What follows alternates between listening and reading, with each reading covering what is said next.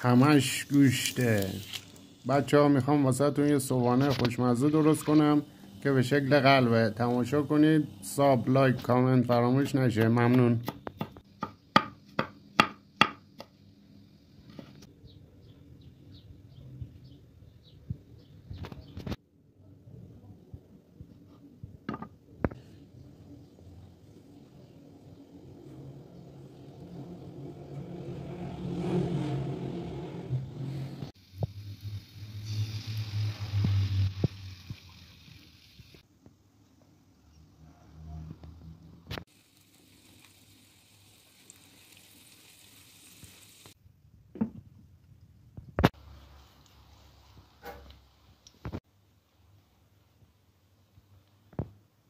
امیدوارم خوشتون اومده باشه. به کانال من هم سر بزنید.